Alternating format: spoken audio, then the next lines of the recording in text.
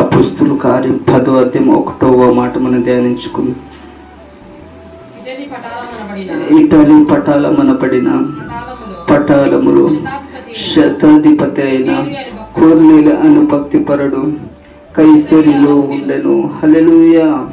చూడండి, ఆ ఇటలీ అనే దేశమంతటిలో, ఆ ప్రాంతమంతటిలో ఒక్కడు భక్తిపరుడుగా ఉన్నాడంట. హల్లెలూయా. చూడండి, తన గ్రామానికి భక్తిపరుడుగా లేడు, తన విలేజ్కి భక్తిపరుడుగా లేడు, కానీ ఆ ప్రాంతమంతటికి భక్తిపరుడుగా ఉన్నాడంట. హల్లెలూయా. చూడండి, మనమట అనుభవములు వెళ్ళాలి. చూస్తే అతను ఎవరంటే శతాధిపతి అయిన కొర్నేలి అను భక్తిపరుడొకడు. హల్లెలూయా. ఇక్కడ చూస్తే శతాధిపతి అంటే ఒక గవర్నరు, శతాధిపతి అంటే ఒక ఆఫీసరు, శతాధిపతి అంటే ఒక మంత్రి కావచ్చు. అలాంటి వ్యక్తి ఎలా ఉన్నాడంటే ఆ ప్రాంతం అంతటికి ఒక్కడు భక్తిపరుడుగా ఉన్నాడంట.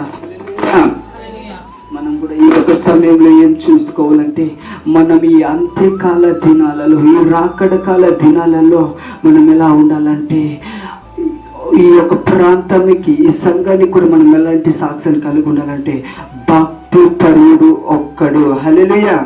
నిన్ను చూస్తే ప్రజలు ఏమనాలంటే, ఈమె భక్తి పరురాలు, ఈయన భక్తి పరురాలు అనాలి. హల్లెలూయా.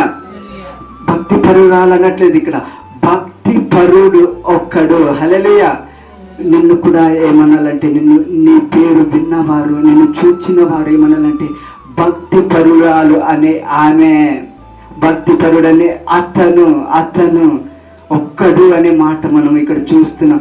చూడండి, ఆ ఇటలీ ప్రాంతంలో చాలా మంది భక్తి చేసే వాళ్ళు ఉన్నారు, కానీ ఈయనని మాత్రం దేవుడికి ఎందుకు భక్తిపరుడుగా చూపిస్తున్నాడు? మనం ఈ మాటలు మనం ఒకసారి ధ్యానించుకుందాం.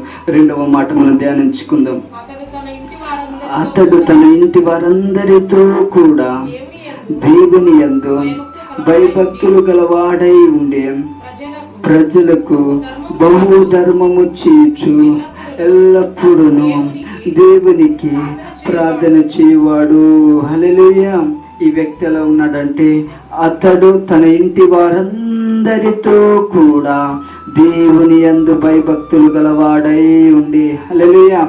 ఇతను ఒక శతాధిపతి, ఒక గవర్నర్, అంటే మనం చూస్తే ఒక ముఖ్యమంత్రి అనుకుందాం. ఈయన ఆ ఇటలీ దేశం అంతటికి ఒక ముఖ్యమంత్రిగా ఉన్న వ్యక్తి. ఈయన ఏం చేస్తున్నాడంటే, అతని భక్తి చేస్తున్నాడు, తర్వాత కుటుంబం అందరితో కూడా భక్తి చేస్తున్నాడంట. హల్లెలూయా. మనం అట్టి భక్తి చేసే మనకు దేవుడు ఏం చేస్తాడంటే, దేవుడు మనల్ని